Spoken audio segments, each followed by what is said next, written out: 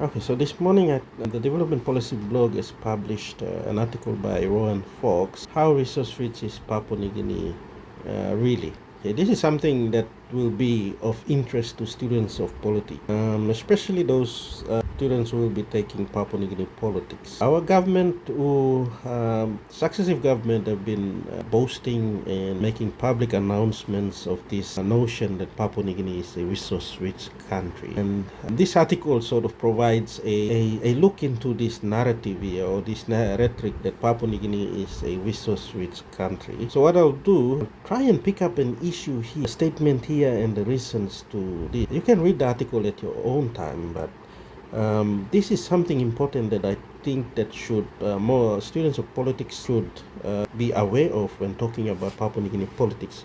And as far as the politics of resource extraction is concerned, let us look at, I believe, fifth paragraph here. And then I'll try and highlight this one here. So this is it. Okay. So I believe this is the issue, the main issue here. So I'll read. The phrase resource rich is vague, so it's worth defining what we mean. So in the article itself, I suggest two ways to think about resource richness. First, absolute abundance. So a country has a large total reserve that it becomes a major player in the global markets, gaining economic and global influence. Okay, so this is the kind of narrative and rhetoric that successive governments have buy into, or sort of go into negotiating, talking about how Papua New Guinea is, or putting Papua New Guinea out there. So on the basis of Papua New Guinea is a resource-rich country, and it should be a dominant force in the Pacific, and also a dominant or a player in global politics. And that, I believe, Rohan Fox is trying to look into this notion here. And secondly, high per capita resource wealth. Okay, a country has enough natural wealth per person to live living standards significantly, provided the benefits are shared and managed wisely. So whether Papua New Guinea is really benefiting from all this natural resource wealth that is being generated. So based on these two premises here, first is the narrative or the rhetoric of Papua New Guinea as a resource-rich country, and secondly, the high per capita resource that the natural resource are supposed to Papua New Guinea. Now, in doing so, I believe here, so the reasons to hit is captured in the data that Rohan Fox has put here.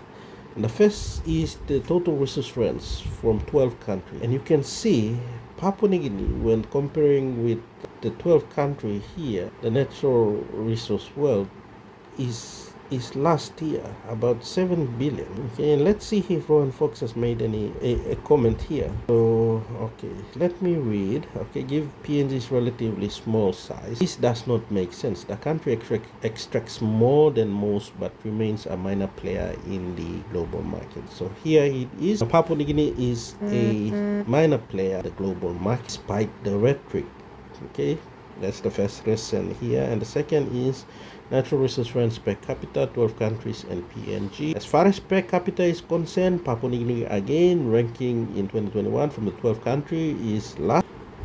And what's the other one? Resource rents as of GDP, top 12 countries in PNG. Okay, again here you look at Papua New Guinea, okay, being last. Okay, so given the figures here, GDP per capita, natural resource rents per capita, and total resource rents, Papua New Guinea does not feature, okay, well. It tends to come last in all this index here. Okay, let's look at the conclusion. So what is the consequence of all this here? So what basically what Rohan Fox wanted to say here is that extractive industries, okay, they will remain important in Papua New Guinea's economy, but the label as resource rich creates a confusion and more damage to the good. Okay, and at the same time, it also created a blind vision in which a government, a sector, and people should be more focused on, and that focus should be away from the natural resource or the politics of natural resources. Now, I think this is a good article that it says that the conclusion of it says that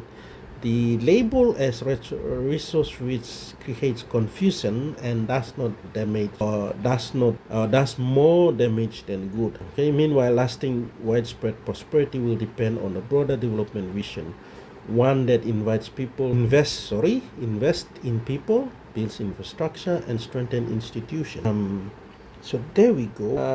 The talk about development. The idea that Papua New Guinea is rich in natural resources is important. Rather, does not contribute enough to the development of our country. And I in a way, agree with what Rohan Fox has said that the politics, the rhetoric of natural resources, they should not be given prominence over the importance of investing in the people of Papua New Guinea, the people itself, investing in building agriculture, investing in good governance, also investing in the institution. We need to create strong institutions so that it provide the basis and on the grounds or provide the basis for the development of other sectors. So having to rely on the rhetoric and the narrative and expectation of natural resources is bad for Papua New Guinea alone, and as far as Papua New Guinea economic development is concerned.